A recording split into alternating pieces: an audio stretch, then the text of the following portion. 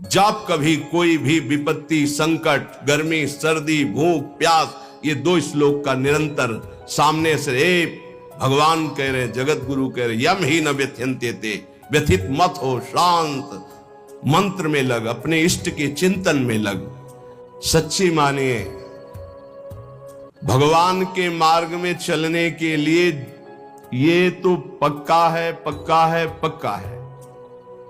अपने को प्रभु के चरणों में समर्पित करके सुख दुख दोनों को समान भाव से सहने का विचार पक्का कर लो तो निकल जाओगे। जो ऐसा हो जाता है उसे वृंदावन महा आनंद प्रदान करता है, वो महाप्रेम का अधिकारी होता है। बहुत ध्यान देने योग्य बात है।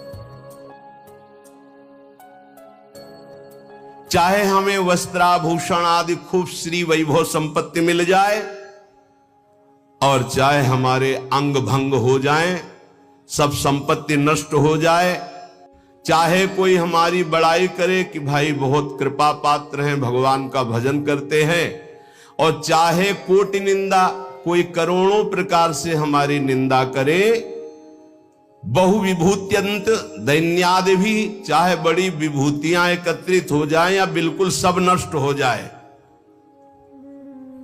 तो भी हम अपने प्रभु की भक्ति छोड़ने वाले नहीं। ऐसा धैर्यवान परमार्थ पे चल सकता है। देखो, विचार करके देखो, अध्यात्म किसे कहते हैं?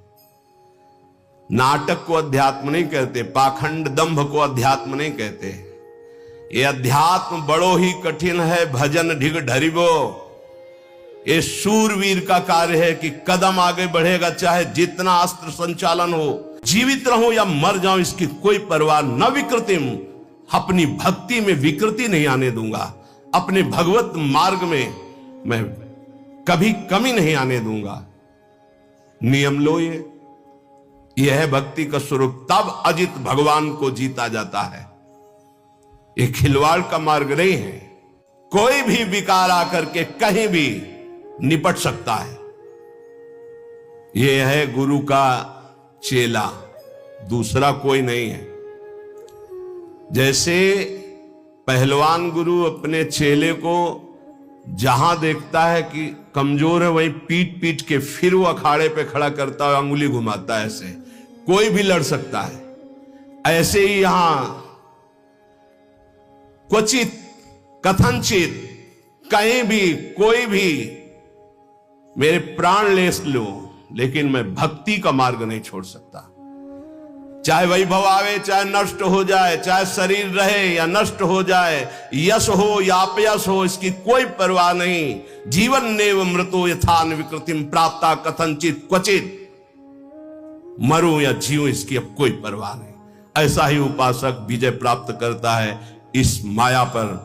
नहीं तो बहुत लुभावना और भयावना दोनों प्रकार का आकर्षण माया देती है।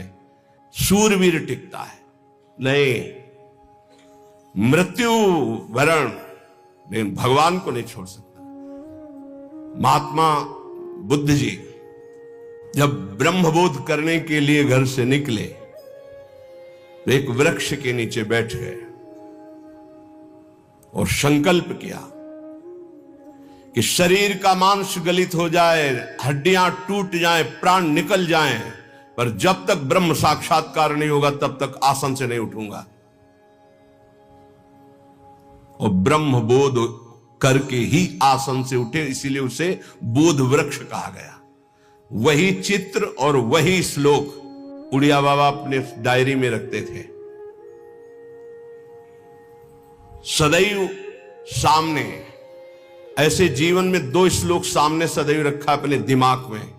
मात्रा स्पर्शास्तु कौन्ते शीतोष्ण सुख दुखदा आगमा पायनो अनित्यास्तास्ति क्षस्व भारत यम ही न व्यथ्यन्ते ते पुरुषम पुरुषर्षभ सम दुखा सुखाधीरम स्वमृतत्वाय कल्पते। जब कभी कोई भी विपत्ति, संकट, गर्मी, सर्दी, भूख, प्यास, ये 2 श्लोक का निरंतर सामने से भगवान कह रहे, जगत गुरु कह रहे, यम ही न व्यथ्यन्ते ते, व्यथित मत हो, शांत मंत्र में लग, अपने इष्ट के चिंतन में लग।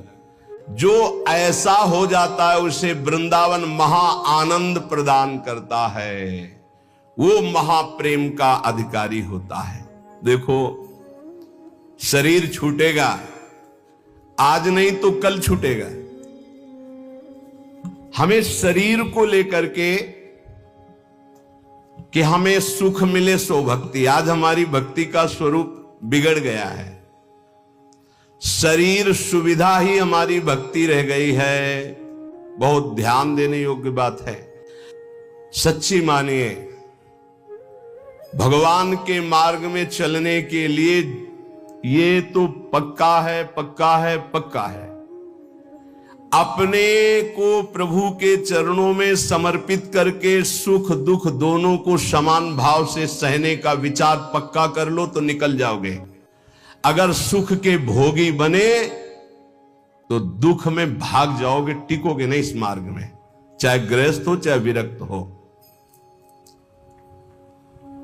शरीर को कितना दुलार करके तुम बचा लोगे, कितना? खा पी के खूब चर्बी शरीर में बढ़ रही है, नष्ट होने वाला है। एक घृणा करो इस वृत्ति से। अच्छे अच्छे पदार्थ खा खा कर शरीर को मोटा कर रहे, अपने आप को उठने बैठने लायक नहीं रह रहा है शरीर।